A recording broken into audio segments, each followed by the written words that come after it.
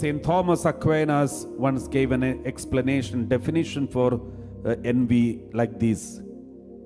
Envy is sorrow or sadness over another's good, because that is considered as taken away from us.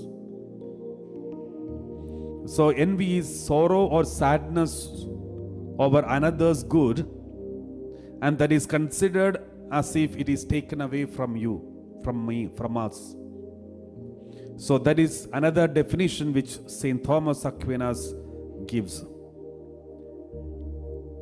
We can be envious of someone else, of their reputation, their beauty, their appearance, their style, their size, their color, their goodness, their talents.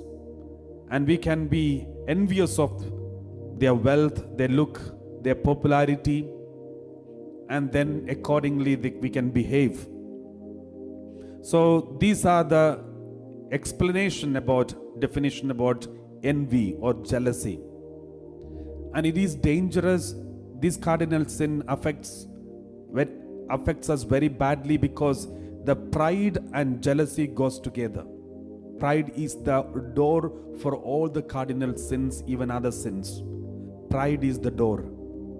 So once the pride is there, there is a possibility that you may have lust, and also gluttony, and the third one is envy.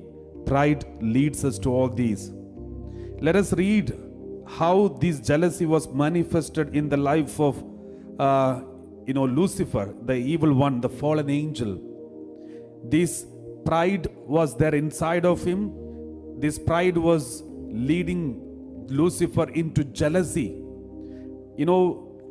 God and Lucifer, the fallen angels, they were all so connected.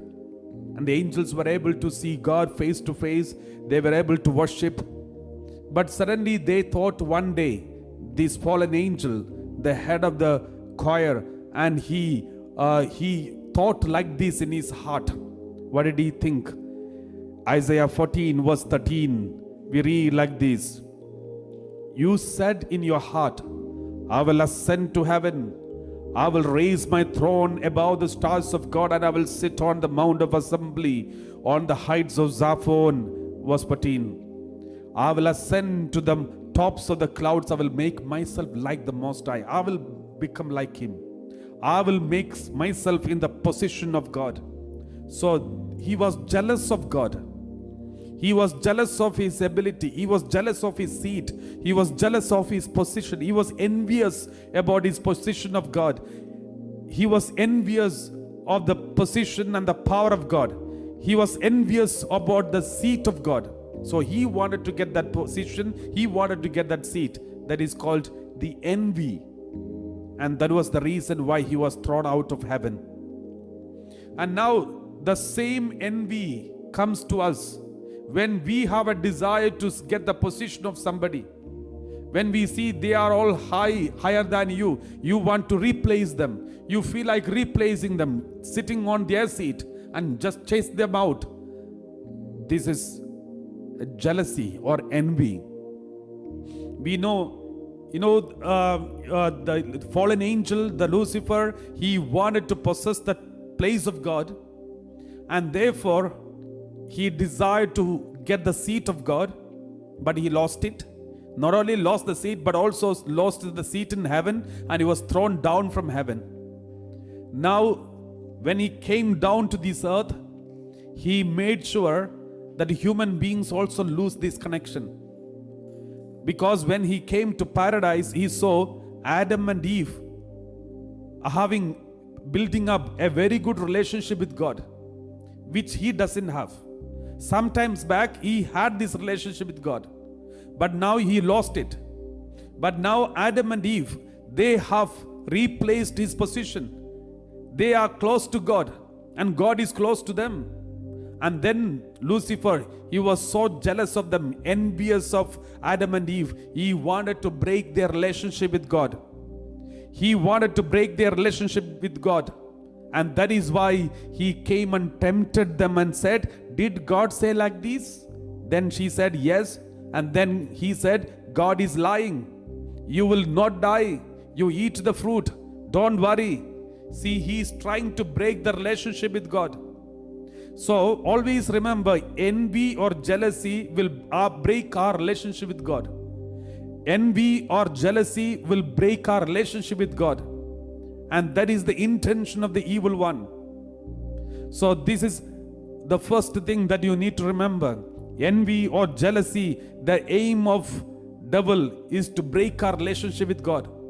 If you read in the New Testament, when Jesus was tempted in the wilderness, what was the aim of the devil? The Satan came and tempted Jesus. Why? Because Jesus has got very strong relationship with his heavenly Father. Jesus has got very strong relationship with his heavenly Father. Therefore, Satan came and tempted in order to break this relationship. Satan wanted Jesus to disobey his Father so that their relationship will be broken. And therefore Satan came and said, if you want, you can make these stones into bread. Why don't you eat? Then Jesus said, my Father's will. I should obey my Father. That is more important for me. And in all the three temptations, Jesus re-established his connection with the God the Father. And thus, the Satan was defeated. The best way to defeat the Satan is re-establish your connection with God. Re-establish your connection. Increase your connection with God. When you feel tempted, when you are tempted by evil from all the corners, then don't stop your prayer life. Don't stop your fasting, prayer and penances and mortification. Increase it, double it. By re-establishing your connection with God, the devil will be defeated. Because ultimately the aim of devil, the reason why devil is tempting us is he is jealous of your connection with God. When he comes to know you are so close to God, he wants to destroy it. That is why many people say, the more I pray, the more I come closer to God, the temptation are more. Why? Because the more you pray, the more you are connected. The more you are connected, the devil doesn't want this connection to be established. He wants to break it. That is why those who are more close to God, they will have more temptations, more disturbance, because devil is so angry that you are so connected.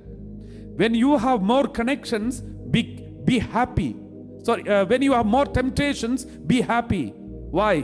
Because that is a clear sign that you are more connected to God. Your relationship with God is more strong. And therefore, make it re-established, make it more strong, and then the devil will be defeated.